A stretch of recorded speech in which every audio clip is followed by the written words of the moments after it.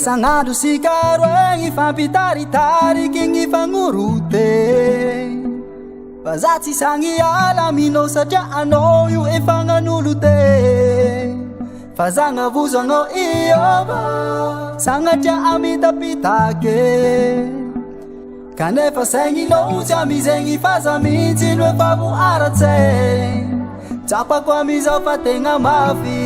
ny fitiavana namianao zao na za tsy teo anao tsy gnampirafy fa vonona ny anajanao fitiavagna madio tsy misy pentigna kararagnonao ragna voatokanao ay tsoriko aminao za tsy magneny na fa tena misaotra anao mankasitraka porofoiko anao fa tegna lobo aza lovy aminao matoazagna angalanao alobo aza lovy aminao tiako tsapanao fa tegna lobo aza lovy aminao tegna tiako be anao iny lobo aza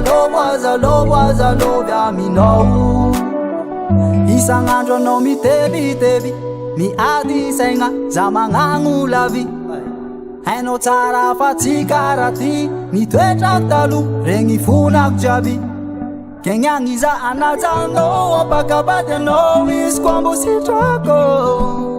ke ambilao any ady tsaigna tebiteby lava signy sisa za efa anao ka masondray amandrenao io fiankavianao io porofoiko andreo fa tiako reny zao tontolo e vatovatsy fon'olo e anjakanao foko e tegna lobo aza lovy aminao tegna lobo aza lovy aminao tiako tsapanao fa tegna lobo aza lovy aminao tegna tiako be anao iny lobo aza lovy aminao